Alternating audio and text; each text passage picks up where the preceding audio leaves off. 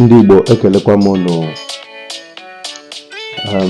nke ọ bụla onye chiri biko ya zere ikwu eziokwu obi adịcha m mma na-eme ihe onyonyo a ihe obi ji ọdịghị mma bụ na mgbe ụfọdụ adị ka anyị na-echefu ebe mmiri si wee mawa anyị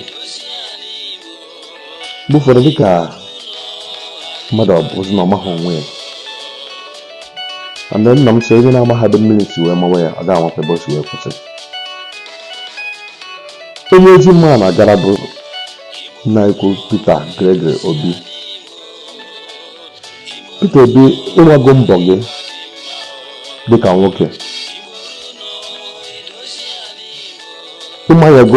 ịmayago obodo Naijiria, imego ka a mara na onye Igbo nwere ngabasị, nwere ugwu, nwere ihe iji wee mee ka Naijiria wee mara na aka nwekwara mmadụ n'ala Igbo. Ekwupụrụ ngo okpu na mbụ m na-ahụ na mmadụ ga-asị na ewepụtaghị ego wee zụọ ọchịchị, ọtụtụ mmadụ, igwe mmadụ wee sonyere ya. Nke ịpụta ihe ya bụ na ọbụna na urughuru niile mere Atiku ka e nyere 6 million plus, gụwakwa the same 6 million plus. Onye bụ this is your first time ị na-azọ presidential election, you nwere such record. Peter gụwa nwa aka ma nna Chike ichetara gị Peter Obi, ana m achọ ichetara gị na onye Igbo ka ịbụ. Ọ bụrụ na obodo ebe anya anyị kwere ekwe na ịbụ onye Igbo buru n'obi gị na ị gaghị aba n'afọ ọkụ. Ọ ga-sound like a contradictory. Why are you saying this? Who told you this? Yes, ọ eziokwu kwụrụ ọtọ ama ama. Iwu nke onye Igbo anọrọ n'oche asara ọkụ, ọ ihe akpara akpa dee ya ede. Ha emeghị mma ndị hapụ onye ofe mmanụ ka ọ nọrọ ebe ahụ afọ bụrụ n'afọ, mana onye Igbo ebe a ka dị ka nga ga-asị na ịnyịnya ga-esi na ọnụ n'ebe wee gafee. Ọ bụ ihe siri ezigbo ike, ihe ọhịa akpara akpa dewe nke na gboo. Osima before gwara ha agwa na gị na onye Igbo na-ama ihe ilebe ya as a lebra na site na ahụ ya ọ ga-esi na lebra bazie na CEO guzo na-achịghị achị. Ha na-echefu okwu ahụ echefu. Osima Mbepoda gwakwara ha sị ha na ụbọchị ọbụla onye Igbo dugoro n'oche ndị Igbo bụrụzi na-achị unu na unu ga-abụ ohu forever. Lere ha unu anaghị enye ohere ka achịa ha kakwa unu ego ha ka unu. So na jiji ohere na-echetara Peter Obi ya mara na ọwụ onye Igbo asọrọ ka bụ nke ọtụtụ gọvanọ ekwere sọ ka kwesịrị fati gide na Enugu Anambra gọvanọtara seat megide ya wee win gwa ndị change the narrative of Anambra electoral position. Yes, o mere n'ihi na ọwa Anambra with a seat under ala Igbo ọ dị possible to achieve it, but ime achieve na federal asịghị ka ọ mere video mgbe mmadụ na-asị our eyes on judiciary. After the eyes on the judiciary, where is the eyes now? I don't even touch the judiciary. They are all sleeping. How do you get over? Now, but the eyes because it's not on the judiciary. They are all sleeping. Nigeria will have judiciary. How will the judiciary? How will the judiciary? Everybody know what. Nigeria will have judiciary. How will the judiciary? Yeah, we're broken. So Peter Obi, when I got Supreme Court, it's a waste of time and money. Sorry, that's me. I want this number because negative. Open negative. You are no good there. No good at all. My quadrant Peter Obi. I sensitize the people area. When go there, can the house name Banga Hachi? Can I know what I do? Maybe the Jimmy. Hey, go come here. Emily, the kind of here. House going Banga Hachi.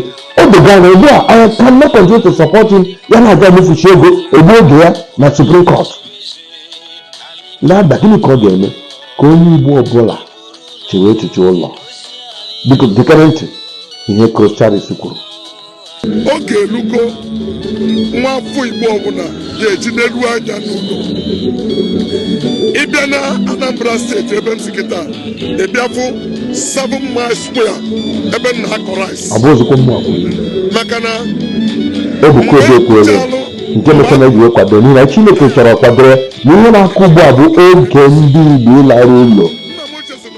Ọ bụ ihe anya ka ugbu a ọhụrụ mere ji ebidokwa Igbo ruo ụlọ ka aga dozie n'ala Igbo. Ọ bụrụ na isonye banye n'ọgbakọ ihe gbasara Igbo ruo ụlọ a ike na-egbu oge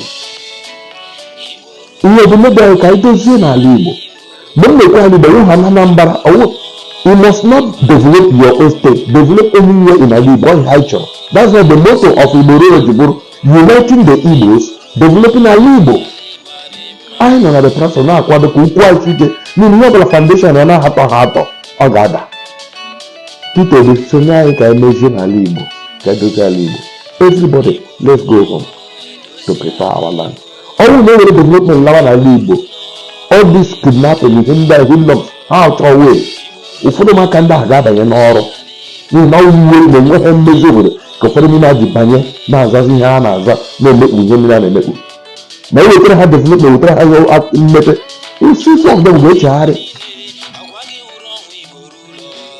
Ana m arịọ Peter ka anyị lawa ala Igbo bịa ka anyị nwe nna gị na ụmụnne gị ndị Igbo jikwa aka ọnụ ka mezie n'ala Igbo n'ihi na o doro anya na I be strangulated economically, I be strangulated politically, I be strangulated otherwise geographically. A sharing formula mmadụ ole ka e nyere ndị South East na ihe gbasara appointment starting from ka Babangida Buhari dịka ugbu a mmadụ ole ka na-enye ndị Igbo steeti ole na another zone. Only if you be careful, the name is just 7. You should have my hand. And as I'm an adult, I'm the second. Chad was a country of its own. Chad over any place. I heard that Chad, like Chad. Chad over any state, it's a kind of lake. The whole country. Can you live? The Chile is young. Na anyị ga-anọrọ onwe anyị ya bụrụ ọkụ na-asọ anyị at least our economic na-ara date within our Igbo. Ndị Igbo, let's come home. Ezi m ọzọ abụrụ ka ndị Igbo nọ na ugwu Legwasa na Lagos lebere n'ihe onyonyo a just were n'anya lee n'ihe onyonyo a na-achọ igosi n'ugbu a.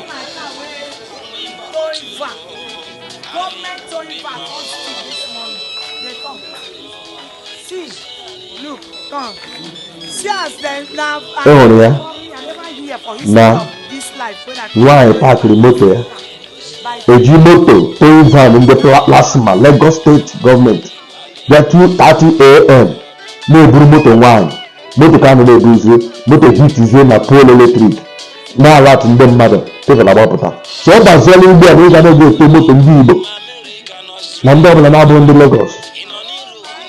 Ọ gbaziela iji gọọmenti vekụl sie njiri ekwu ha bụ enwere ndị si na nna emetara aba dị ndị Igbo kpachara n'anya ala Igbo adịghịzi ala Lagos na-aba ala Igbo adịghịzi conducive for you people. Akwa ha meriri na court now ụlọ na-akpọrọkwa ha nwanne ụlọ na-abịara ajụkwa ha to supreme eji ha anya na-elu unu ha gbagobere nkịtị after egwuregwu alaba ha gbara nkịtị da coming against strategy ejiri the new strategy ngwuregwu ndị a ga-agbapụ afọ one of them with this one ị na-aga were property unu a ga-eme unu uncomfortable na unu laa ha chọọ ka ụnụ laa ha ga-achọkwa ka unu nọrọ ọfụma. That is it. Nke ama na ụlọ na-edevelop ala Igbo na onye field ga na-aga azụ ụlọ mansion billions of money na Lagos wee na-enwe ebe nwere ike go ala rụọ ụlọ ego ahụ na ala Igbo. Ebuka oge nyere ego ka ọ lọtawa ala Igbo unu na-ekwu eri ọwụ oji ọ na-alọta ala Igbo dịka chọọchị ọ na-alọta ala Igbo dịka whatever project the best thing wụ na ego ahụ na-abata ala Igbo. Ụmụ Igbo ga-enwe ọrụ ụmụ Igbo ga-enwe mmepe anyị nwe ọhịa ha na-agụ smart abụrụ obodo mepere emepe ọkada ndị na-agba moto na ọkada ya enweta ego people ga-etinyeta business around that area school na-enwechọzi itinyekwa school around you can put ọnwụ ihe Ebuka Obi na-eme nke ọ bụ eme so unu na-akọ ori ya mere emepe school ya were weta company go and weta the company Fino onye mmekọ vidio si Fino mere ego anyị na-ebu ego na Lagos ga mepe company onye bụ onye mere ego vidio All my people go in the church. I'm not going to get some of you. Who know a religion. No divide that Igbo. Igbo mean you want church, you want amala, you want politics, you want whatever position in Ukraine. Then down secondary. But we want to be IGBO. How many can maybe? So Vida will be going to go people there. I can check it out. I can one Igbo. I can one Igbo. Onye Igbo nye ha ọnọdụ ọbụla na Aso Rock. Otu aka ọ ha nọ n'ọnụ. Onye nwere ntị ịnụ ya nụ ihe mmụọ nsọ na-ekwu. Udo dịrị nụ. Biko gbasara m ihe onyonyo a. Ọ bụrụkwa na ife nyere ebe anyị ihe anyị na-eme na Jovita TV, amaghị m ihe anyị mere gị ji chọọ iso. Ọkwa niile so Chukwu gọzie gị, jụọ ka Chukwu bụcha anọnyekwara gị mgbe niile. Gbasara m ihe onyonyo ka o ru Peter Obi ntị. Gwa ya na ntị na ọka akwụkwọ onye Igbo na onye Igbo nwe ọnọdụ na Aso Rock. Ndewo.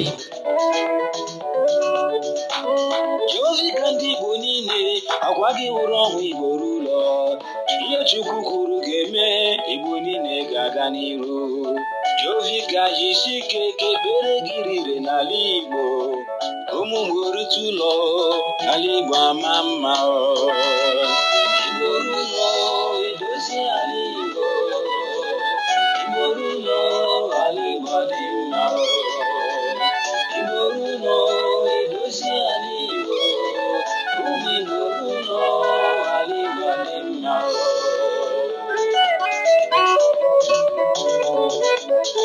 Ụmụ nwoke rute ụlọ, ụmụ nwanyị rute n'ụlọ, ndị ntorobịa rute ụlọ, ka ala Igbo dị mma.